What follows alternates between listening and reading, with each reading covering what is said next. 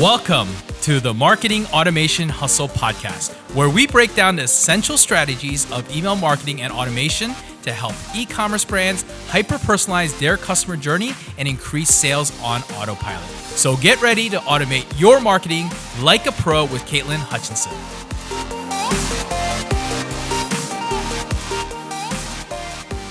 Welcome back to the Marketing Automation Hustle. Thank you so much for joining us for today's show. Now, I have a quick question for you before we dive into today's episode. Did you know that your email marketing should be generating 30 to 40% of your store's revenue? It's true. It sounds crazy, but it's totally true. And if you're not there yet, that's okay. The whole point of this podcast is to help educate you, help get you there specifically for email. And one of the ways you can do that is by grabbing our newest ebook that we just launched. It's a totally free copy of this ebook for you that you can grab, the e-commerce segmentation handbook, 12 e-commerce email marketing segments to maximize your customer LTV. We'll show you step-by-step how to leverage all the data points from your store to create revenue-driven segmentations from your email marketing. We'll break down how to segment your customers based on their average order value, customer lifetime value, plus 10 other essential segments you can build out today to give you that ROI boost that you've been looking for, and it's all totally done on autopilot. So go to sendlane.net/segmentbook right now and grab your free copy of the e-commerce segmentation handbook. That's sendlane.net/segmentbook. Now let's jump right into today's episode. We've decided to chat a little bit about something called deliverability, email deliverability specifically. You've probably heard or read about it somewhere in the past, but today we're going to do a really deep dive into what it is and why it's actually a huge deal when it comes to your email marketing success. In fact, 1 out of 6 emails never even makes it to the intended recipient. And that problem has a lot less to do with what your email looks like and way more to do with how it's being sent and who it's being sent to. So to help me out with this topic, let's welcome our guests today. So to help me out today with our topic on deliverability, I've brought back Jimmy, our CEO here at Sendlane. He's back. Hello. We can't get rid of him. Don't know why, but he just keeps coming back. And we're also welcoming for the first time our resident deliverability expert here at Sendlane.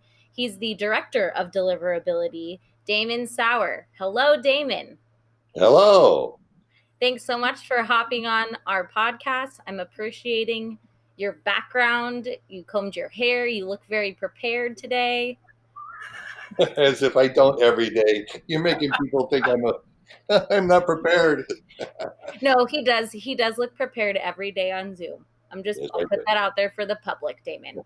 So, Damon, tell everybody a little bit about yourself personally, and then your background in deliverability, because I know for one, there was a time that I had no idea that your role even existed. So I'm sure there's a lot of people that don't quite understand what it is you do, or maybe how you got into this realm.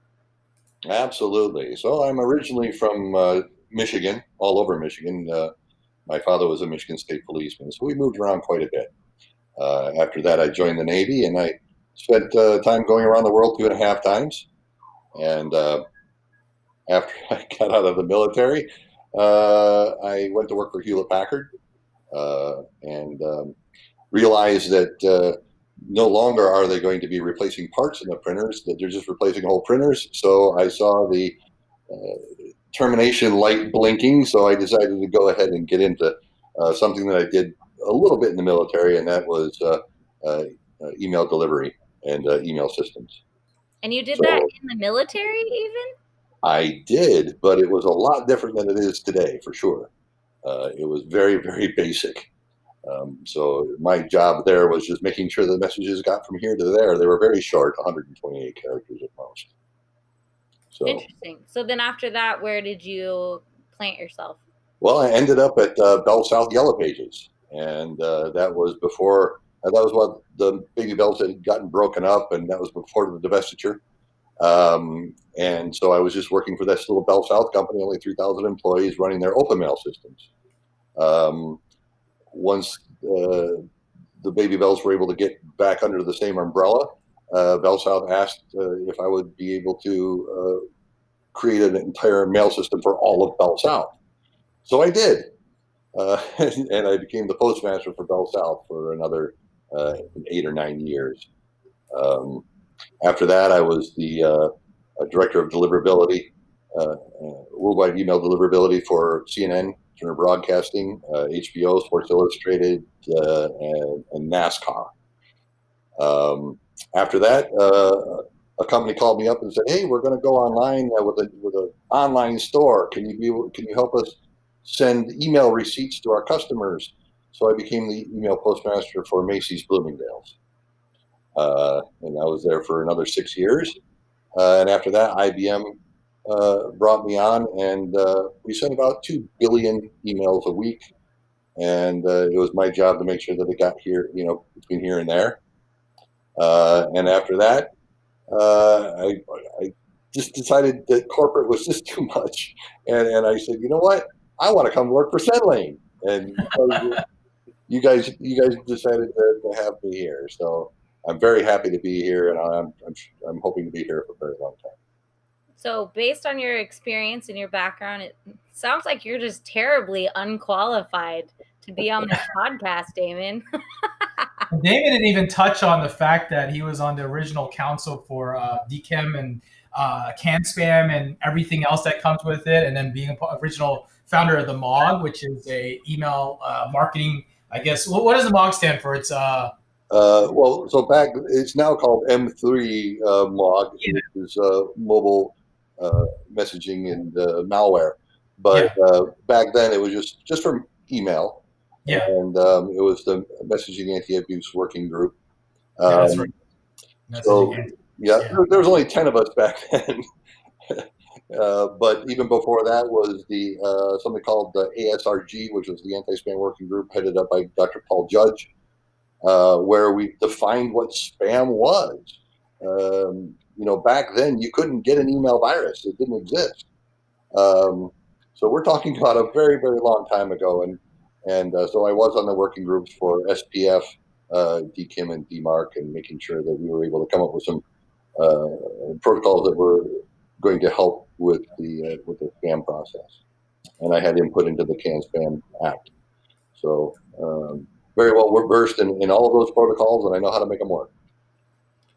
Damon, every time I learn something new about you, I feel like I become even more impressed. Like, that is something I didn't know, which is very cool, because we all know what that is. Anybody in the email world knows what all that is. So that gives you even more clout. So I'm glad that we have you for this specific episode, because we've touched on deliverability a little bit in the past, but I don't think we've really done it justice before. And I think for a lot of people, it's kind of like, I don't know if I'd call it a buzzword, but it's almost like, I know it's important and it matters, but people don't really understand it. And I know that you can do the deepest deep dive of all time into this that will make our heads spin. But I'll kind of go through some questions and things to try to help everyone absorb this in a way that makes sense, so that they'll also be able to not only leave here with a lot of knowledge about it that you can share, but then be able to take a lot of the things that you're saying, a lot of tips, and actually apply that to an email strategy for an e-commerce store, for example. So with that, my first question for you, Damon, is what is deliverability really? What is it? So this is a 24-hour-long podcast, correct? Remember, I am the average person. I own an e-commerce store. I might be a beginner. I might be an expert.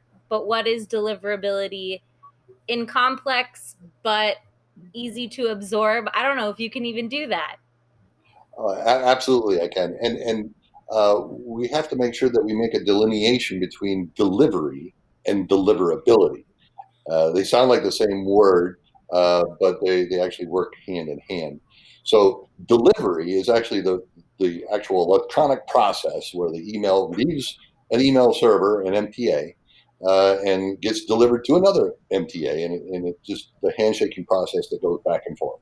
That's delivery, and there's a lot of electronic stuff that goes on to make that happen. Deliverability is what we're talking about, the email itself. We're talking about, did that email get to the other MTA, but also into the inbox and in front of the person that it was intended for, and they actually read it. Deliverability has to do with how well your email is perceived and received by the intended recipient, and whether or not they interact with that email. Okay, got it. So now that you've said that, then why should I care? As an email marketer, why should I be concerned with that? There's the obvious, I guess, that you want people to see the emails that you're sending, but why should I care about like really understanding it and taking action on it? Well, it's all about making money, right? You're sending an email to somebody hoping that they'll buy something, or you're trying to inform them of something about your company, and you want them to read it, and you want them to understand it and be able to digest it in a way that is understandable to them. If you're sending a bunch of email that nobody reads, then you're just throwing money away. Mm-hmm. So you want to be able to make, gone are the days where an email marketer was paid by however.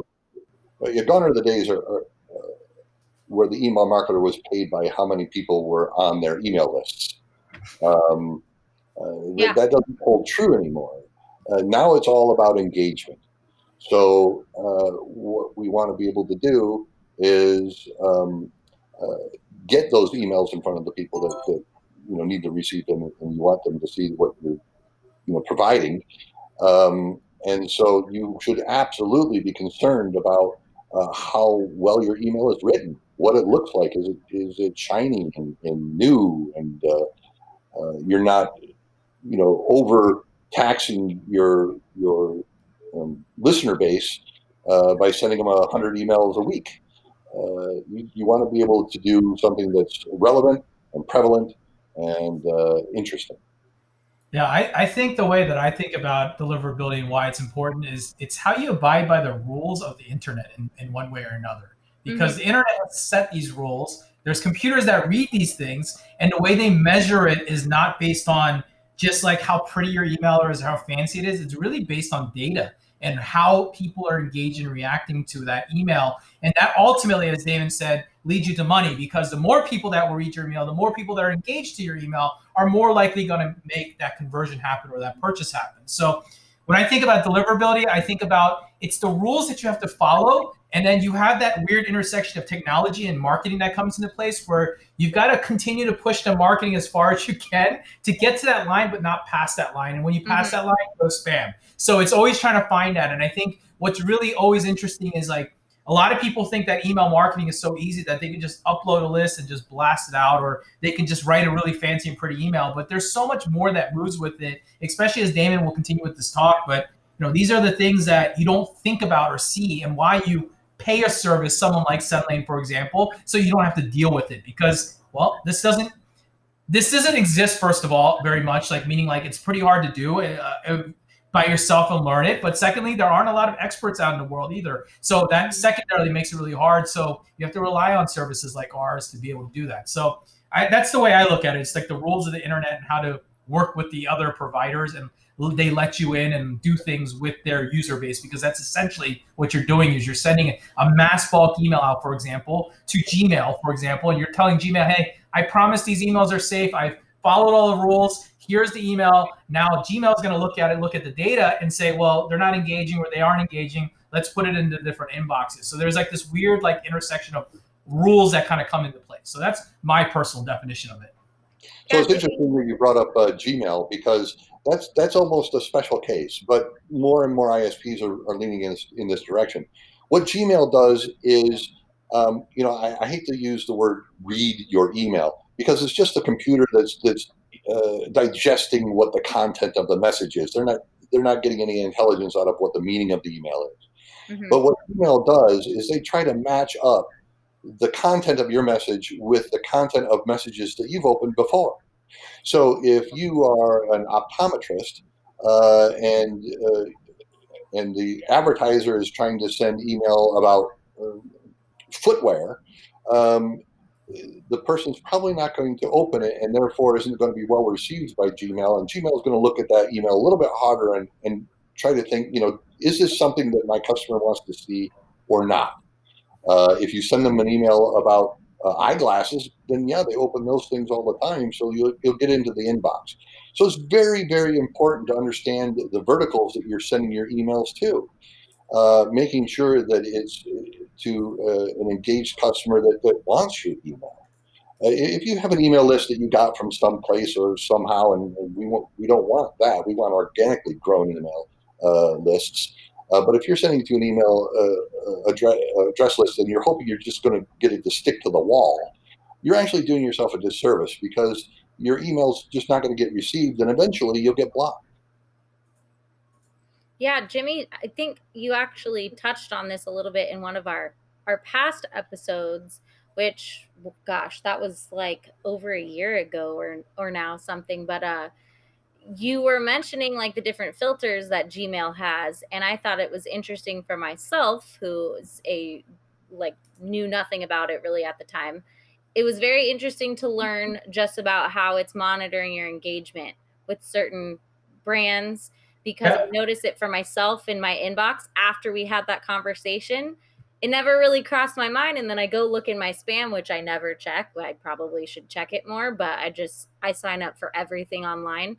It is very cool to me that most of what is in my inbox is what I care to see, but that's Gmail, right? So what about other email clients? Do they do similar things? Well, Yahoo, AOL, OAuth, and Verizon are now all connected. And they just recently put all of their anti-spam services together, and they use external things like Return Path to help them understand where spam is coming from. They look at spam complaints. They look at when somebody marks, hits the button, this is spam. And they learn about the emails themselves that way. Of course, no ISP is going to tell you their secret sauce. And so a lot of this is just experience and guesswork. But if you've been doing it for a long time, you see the trends and which way it's going. So Yahoo and AOL a little bit different. Hotmail also a little bit different. And remember, Hotmail and Outlook, even though they're owned by the same company, they have different filtering services as well. Yeah, I think the question there, Damon, I think I'd love to dig into is do you believe the world is evolving towards Gmail type centric filters, or do you think that Gmail will always be kind of in its own class when you think about this? Well, actually, it was a couple of Yahoo scientists, and not Yahoos, but Yahoo scientists that wrote a paper about how to categorize email, and then that's just the beginning of what Gmail is doing. So I believe that everybody's moving in that direction. It's going to be about engagement, and it's working really, really well. So that is something that we're going to have to pay attention to in the future, and even right now, actually. Yeah, that's what I'm saying. I feel like there's some type of shift going on with a lot of the things. So that's interesting. You guys both have mentioned the word engagement a lot. So I kind of want to jump into what best practices go into creating those engaging email automations, which I think you both have a lot to contribute on this topic from a marketing and a technical side. Sure, I'll talk about the technical thing, and then Jimmy can talk about the marketing. The technical part of engagement means the email was opened and the email was clicked. Somebody clicked on your link. And engagement can even be a click on the unsubscribe, which is actually pretty important because you would rather somebody click on unsubscribe than you do them clicking the button, this is spam.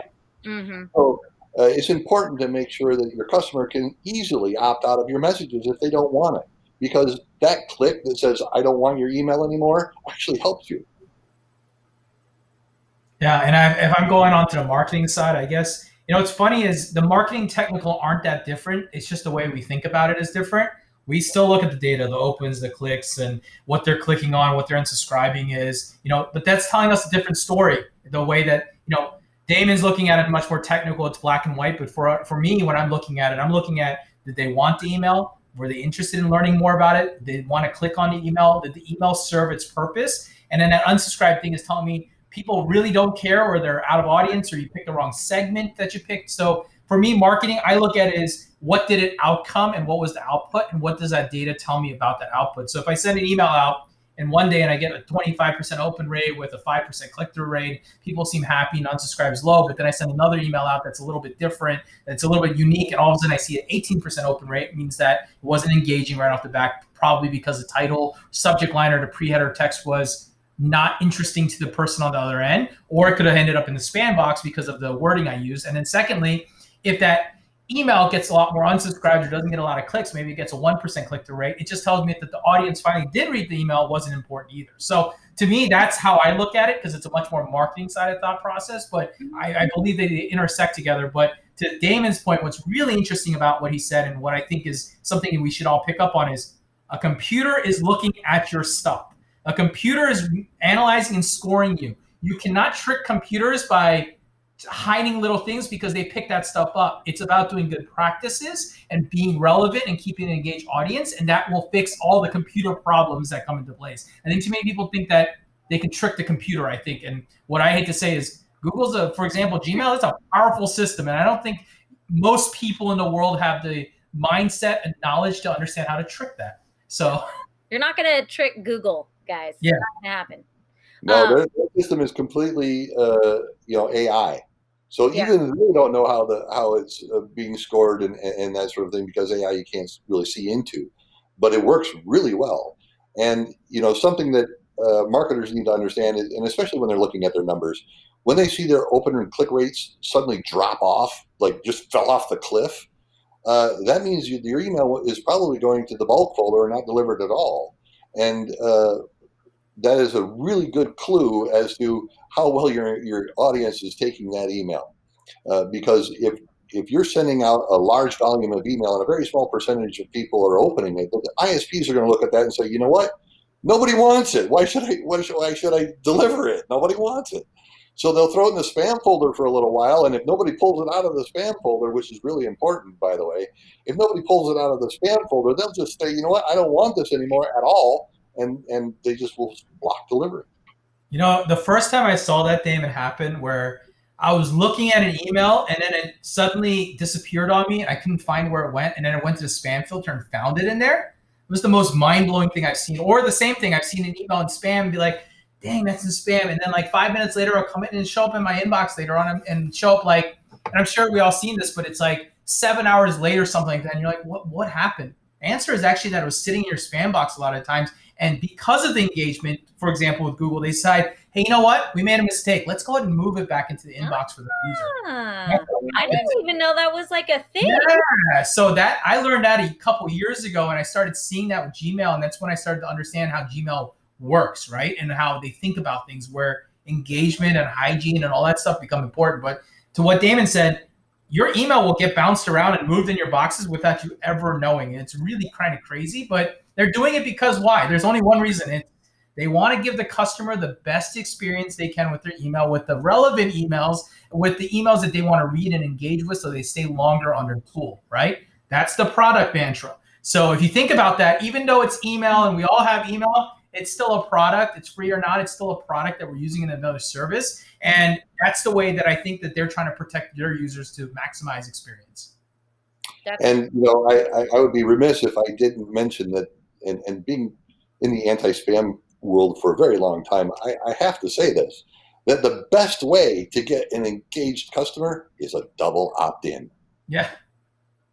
Yeah, there's no doubt about that. Double opt-in is literally always the best and the strongest. They don't decay, but nobody likes it because, you're going to lose all these people in your audience and stuff like that with the double opt-in. But they're also the people that want to receive your email. If you look at a typical single opt-in campaign and you see the first email gets 50, 60%, guess what? That 50, 60% was probably the ones that were going to engage with you anyways, and the other 40 were probably not going to anyway. So if you would have done a double opt-in, you would see 100% open rate on that same side of people.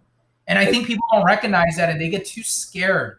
I think people get scared about it, but I'm sure you can agree, Damon. I don't think double opt-in force is not going to be a thing that's maybe 2-3 years away. I think everybody's going to be forced to do it, and it probably is going to be best practice.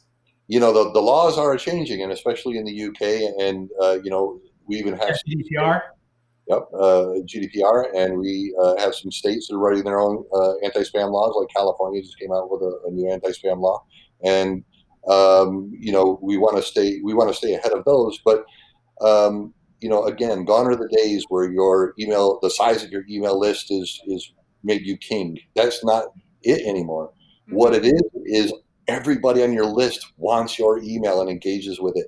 You don't want a huge list of email of email addresses and not be able to send that email to the one guy that's going to, or one person that's going to spend a lot of money with you. They didn't get it because it went to the spam folder because you sent it to the wrong people.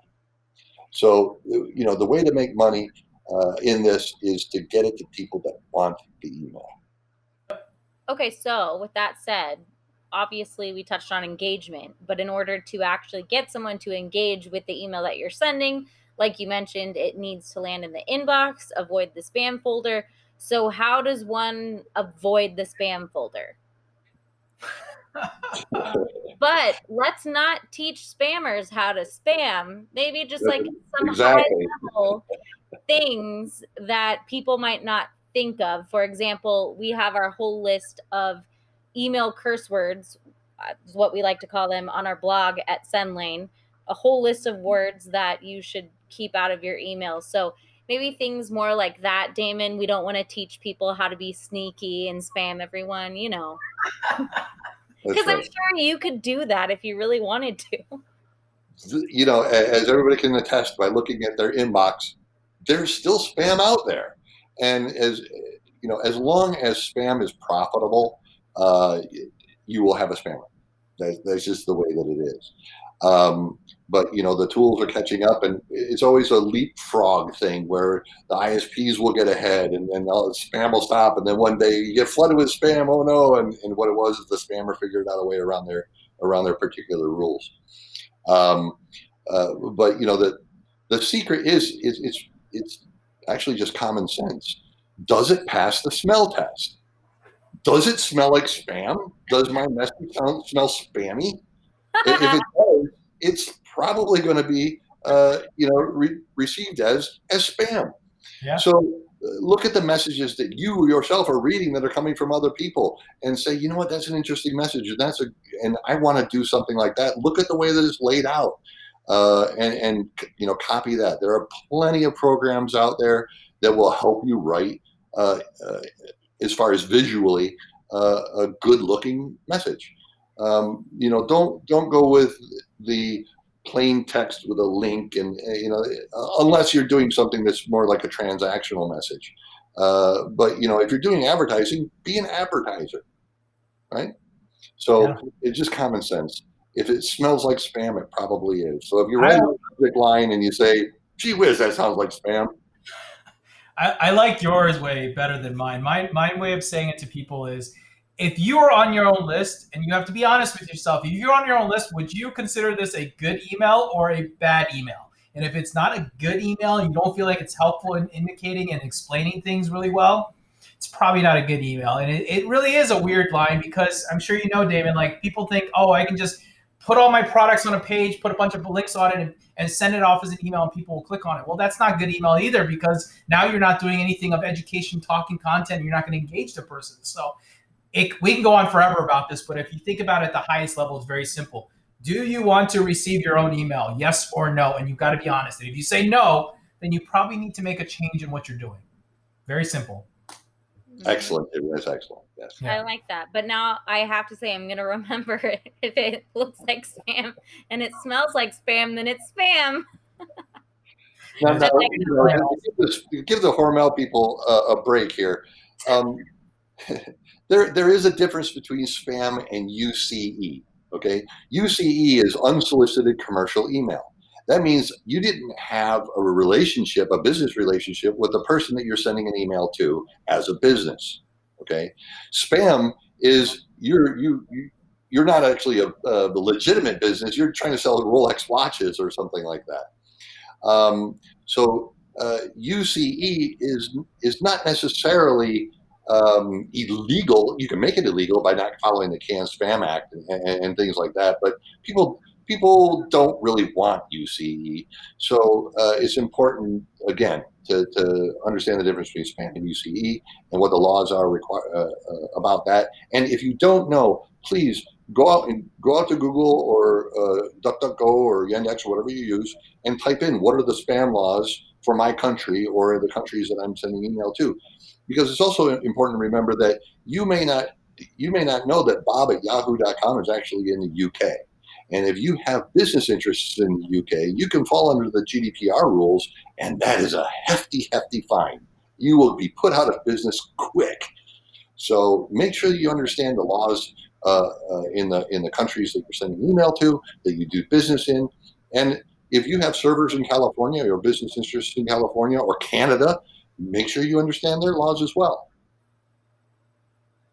Excellent little nuggets of advice. I wanted to ask you also, Damon, I feel like anytime I read anything related to deliverability or spam, that there's always something touching on sender reputation. So I wanted you to dive into that a little bit. Like, what is it? Why does it matter? And then what Sure. qualifies you to have good or bad sender reputation? So basically, that's just a little math problem. That is of the number of messages that I delivered, how many bounced, right? Well, what's that percentage? And we want to keep that below 3%. 2% is good middle of the road. If you can get it below that, you're doing fantastic. Double opt-in. Right? So email reputation is literally based upon not only your delivery, but also your deliverability. Add those two things together, and the ISPs say, you know what? Everybody's opening their email. They get a good score. Nobody's opening their email. They get a bad score. Now, as far as reputation goes, it also is very important about how you start sending that email. We try to let our customers know, look, start sending your email to the people that you know are going to open your email. Send it to your golden users that just love your stuff. Because when you get that very first reputation, it's hard to go down. But if you start with a bad reputation, it's hard to go up. So no matter where you start, it's hard to go in either direction, right? But so you really want to start good, and you waver around that area without starting out bad and trying to move up, because it just will never work. Interesting. So I know are times when, because we've had this experience at Sendlane, we get some bad apples maybe in our accounts that we have going on. So how does that happen? How are those people identified? What happens to those people? And this is assuming that we've already looked at what they're sending and they very well deserve to be there. Like, how does someone get to that point? All right, so I get to move my hat around. I am no longer the director of deliverability. I'm the director of compliance. Uh-huh. And I'm here now. So beware, because I will find you. Because we now have SPF, DKIM, and DMARC all working together, spammers are now having to go real quick, Damon, let me stop you. Can you summarize what those things are? Because I realize we keep throwing those out, and they are detailed, and we don't need to, go on forever about them. But very lightly, in case anyone's wondering what the hell all these acronyms are that we're mentioning. Certainly. These protocols, Sender Policy Framework, Domain Keys, and DMARC, what they do is they authenticate that you are actually allowed to send email for this domain and off of this IP. Okay, so you can no longer send. Back in the day, you could literally send an email that said, "I'm the president of the United States," and the person who received it would probably believe you. But now you can't do that anymore because of these protocols that say only the White House can send as whitehouse.gov, right? So you have to also pay attention in your email. It'll tell you, hey, this says it's coming from somebody that it actually isn't coming. It's not actually from there. So you'll see that a little alert pop up, and so be very wary of those emails. But nowadays, those will get thrown into the spam box and not delivered anyway, so you don't have to worry too much about them. But yes, all those protocols. Just make sure that, like I said, that you are allowed to send an email on behalf of that domain and on that IP. What was the question? I would love to ask a question here on that, actually, and you kind of moved away from this, but I just want to talk about it with Senderscore. I think what's interesting is, so back in 2015, Oracle actually put out an article about how Senderscore was irrelevant now, and that they're no longer, something that anyone should be paying attention. But to this day, 5 years later, still, even with such a strong presence out there, people still care about it. And I think people are, they care about this number. And I agree that it's like a high level math problem that they're kind of solving.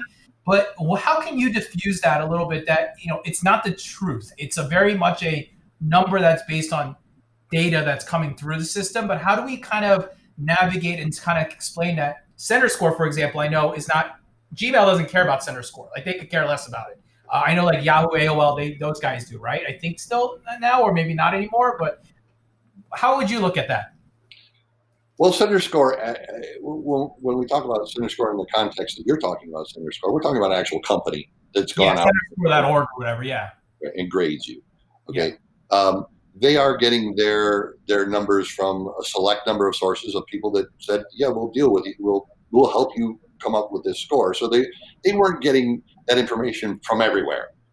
But ISPs, Google and Yahoo and AOL and Hotmail, they have their own version of an internal Senderscore. They don't really care about spam somewhere else. They care about spam on their own systems. So each one of them is kind of giving you a score. Now, is Senderscore, as far as Oracle the company goes, it's a litmus test. It's still something that you want to look at because they're getting information that you wouldn't normally get, and it'll give you some rough idea about how you're doing at particular places that you don't really know where that information is coming from, but they're getting it. So it's a good small snippet of how well am I doing. Does that mean that you're going to if you have a high Senderscore you're going to do great at Gmail? No. Does that mean if you're going to be great at Yahoo? No. Like I said, they each have their own, but it is a good, middle of the road information that you in the back of your head. I think why I say it is too many people will go and look at that and think that's the truth. Like, oh, if they have a high Senderscore, all my emails will go to inbox, or if I have a low Senderscore, they won't. And what I wanted to pick on was just the fact that, and I'm sure you can agree with this, is if you have great content and a great engaged audience, no matter how bad that score is or how bad anything is, your IP could be almost pretty bad. I've seen it before, but they end up doing really well because their content is engaging and their list is engaging, and the tests that they send out, because someone like Gmail or Yahoo, from what I've seen, they sprinkle tests out just like we do, and they see it engage and they see people care. The IP doesn't even matter at that point because their stuff is just so good.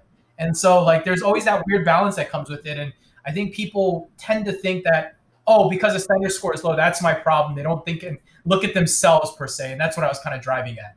Right. So, and that was, exactly the point is that, it's a good litmus test, but everybody has their own Senderscore within their own systems. Yeah. So, I'm a firm believer in, with the right marketing, you can sell anything. You really can. So, for all the people out there that are spending all their money on buying lists, stop doing that. Go buy marketing people. get your email into a way that's something that people want to see. And if you make your email that way, more people are going to subscribe to your list. Yeah, absolutely. So, Damon, I want to back up a little bit when you turned your hat around and put on your director of compliance Science guy. Right. But before you kind of touch back on that specifically, I want to start moving towards Sendlane specifically. And always the purpose of this podcast is to be really educational, but it's also really important, specifically for this episode, to touch on how Sendlane does things because it is different. And we say it a lot, but we rarely explain it, which is something we are working on, trying to communicate how we do things and why it's important. So I kind of wanted to touch on that. Sure. Why our deliverability is different. Because I'm here. Sure. Because we have Damon, obviously. Well, that is true. That's a great point. I am.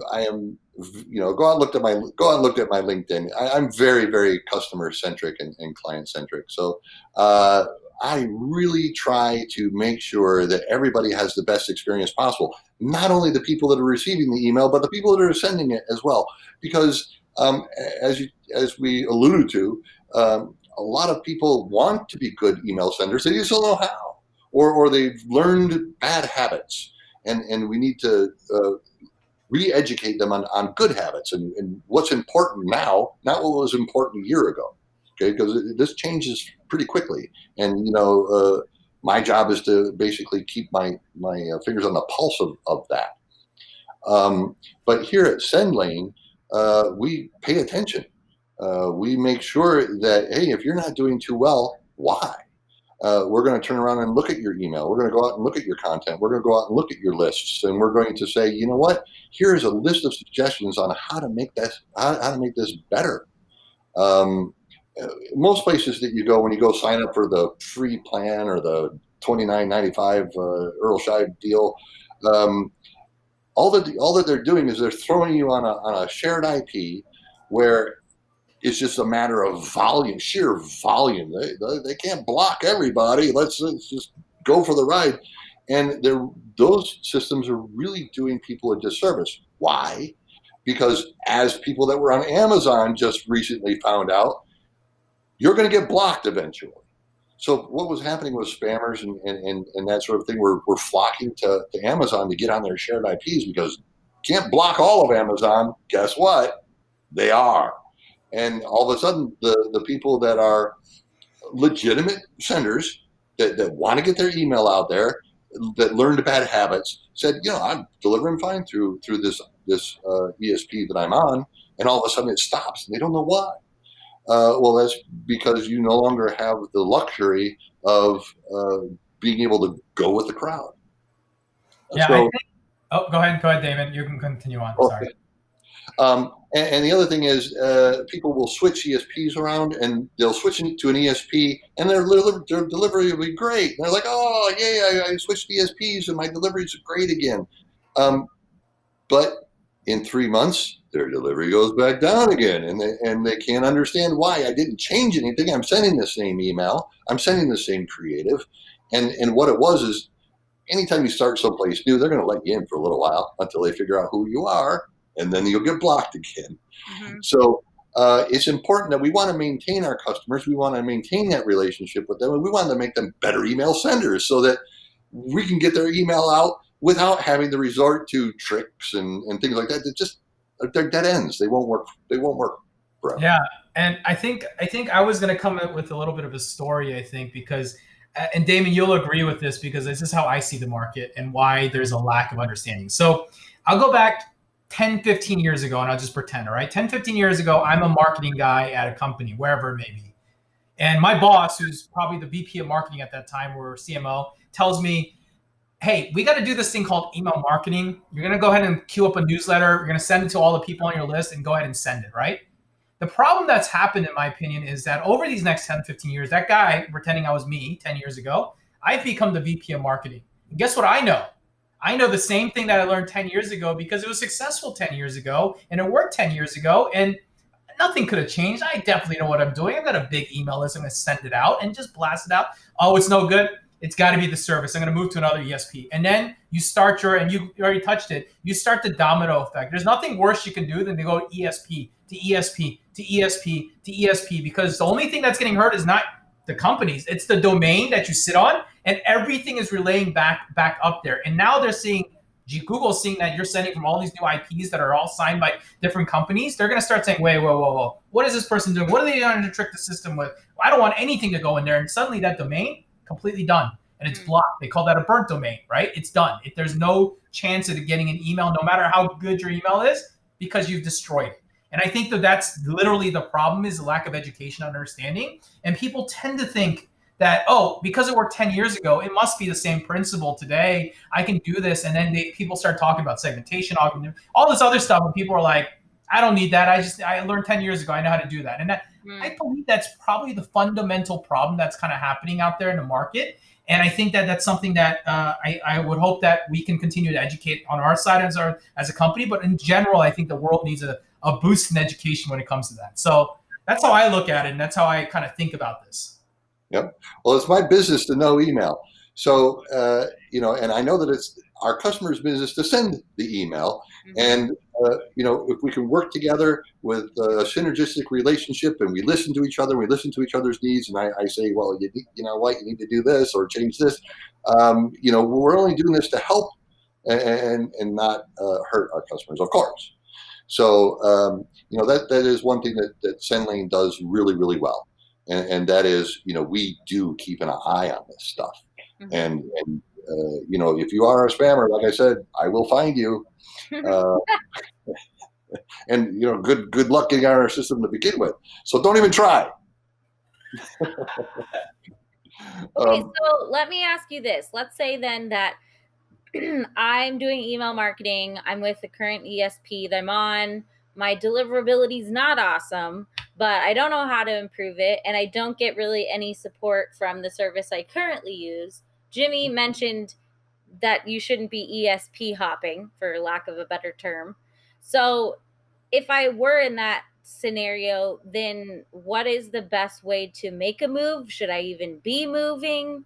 Like, how would you go about that? Because I'm sure there's a lot of people that experience that, because I know I've had past jobs where I was in charge of email marketing, and that was a long time, probably 8 years ago, and I had no idea what I was doing. But I don't remember who we were using for email, but I know we totally just got shut down, and I had no idea why. And then nothing was sending, our delivery was terrible. And I mean, I was figuring it out myself, and there really honestly was no support for me to figure it out. And it wasn't even what was being sent was actually malicious. I think what we were doing, we just didn't realize that we couldn't do it.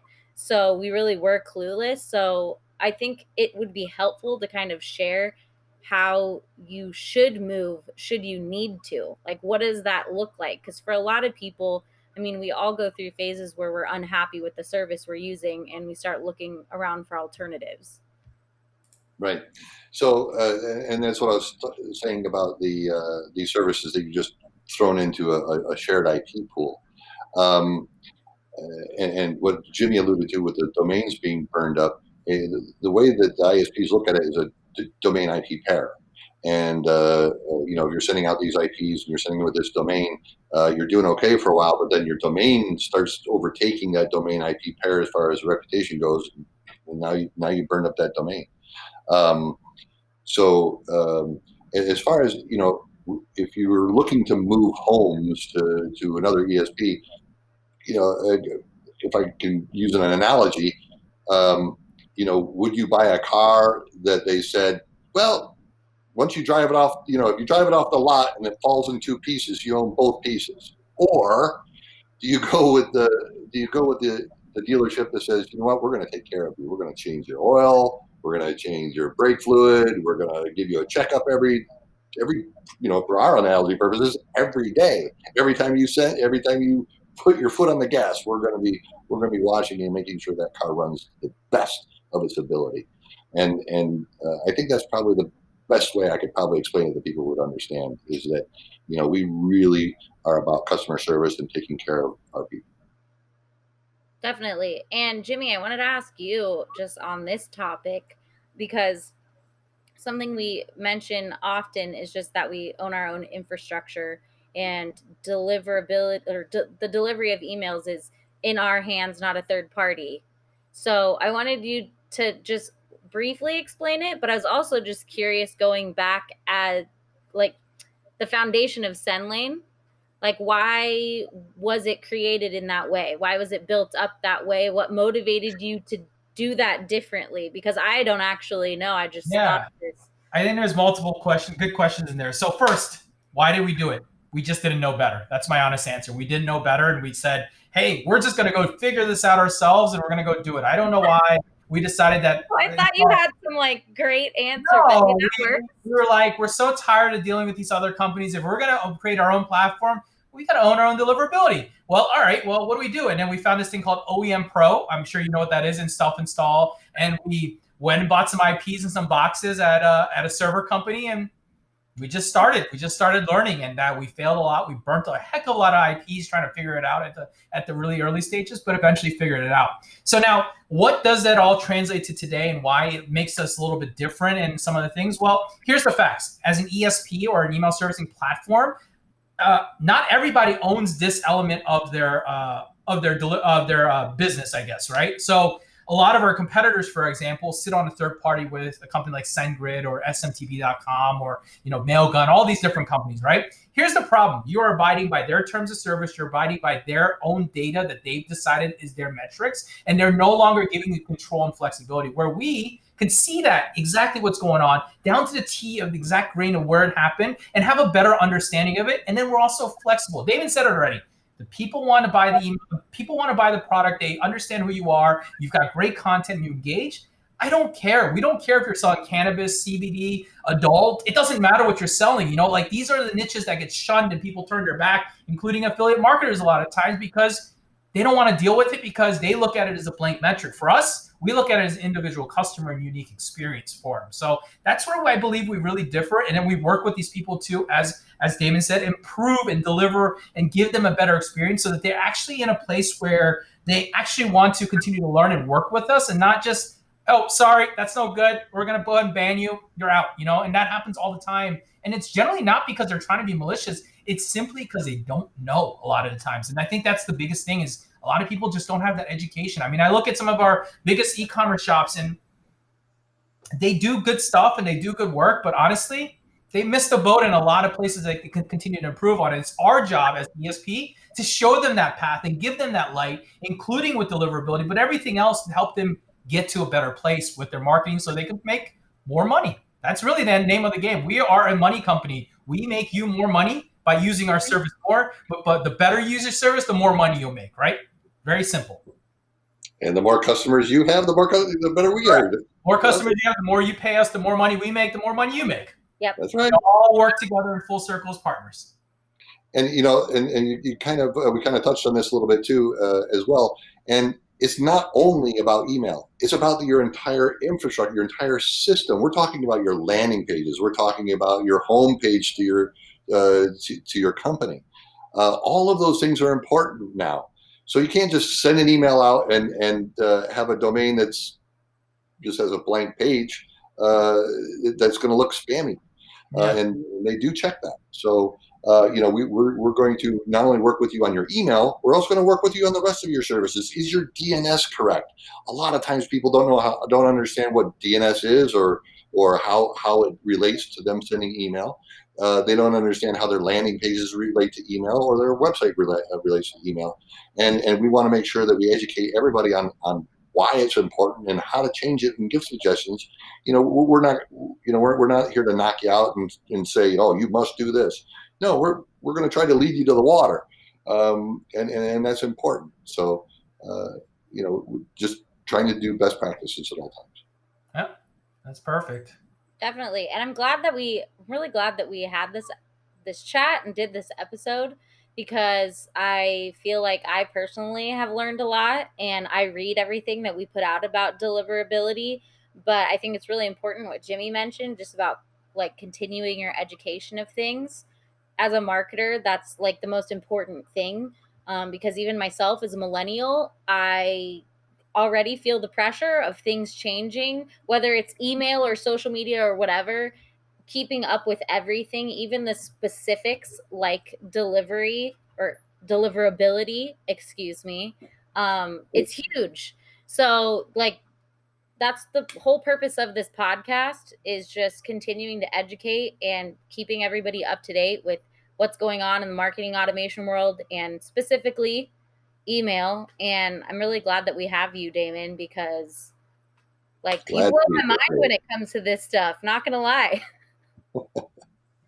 Well, it's all very important, and people just email is what we call a dial tone service. Now people have cell phones, so you don't have that in your ear anymore.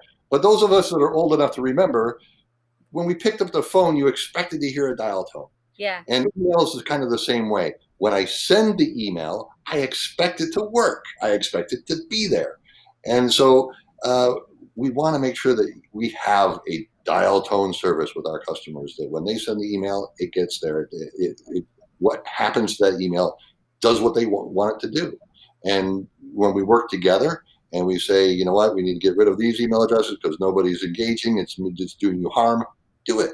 And then your numbers will get better, because that just increases the percentage of email addresses, the volume percentage that people are engaging with the email, which makes it better, and so on and so forth. It's a big rolling ball, right?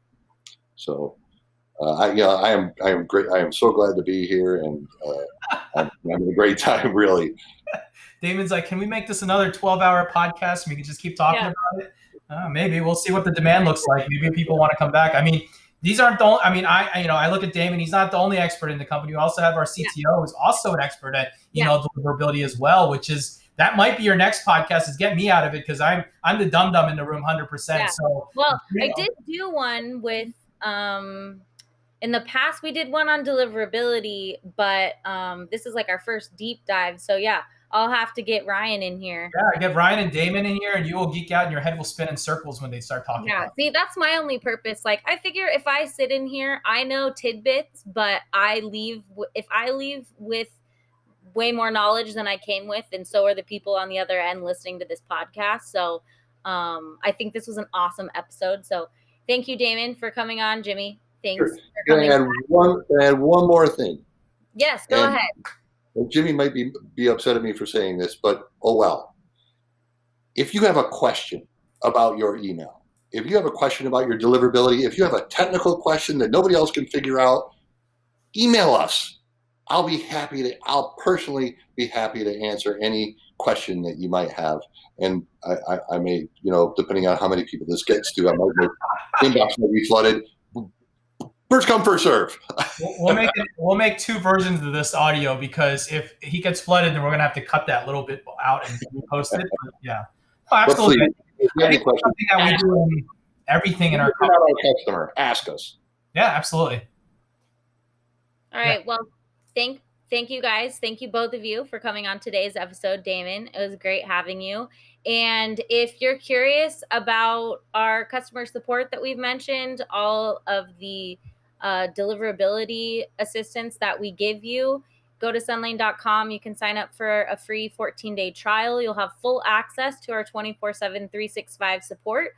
So you can see what that looks like, learn a little bit more maybe about our migration process and how we can help you out with that. So check that out, sendlane.com. And before we say goodbye for today, I want to throw one more free ebook at you that touches on some of the things that we talked about today with Damon and Jimmy. It's called Inbox Better, and it's all about how to maximize your open rates, engagement, and CTR to drive more sales and profit for your business. We update this ebook every year because, like we mentioned, things are always changing. So we put out a new one every year.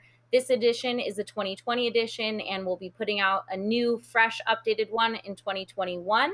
But it'll help you maximize your deliverability, help you avoid the pesky spam filter that we mentioned, best times to send emails. There's a ton packed in there. So you can grab that free copy of Inbox Better at sendlane.net/inboxbetter.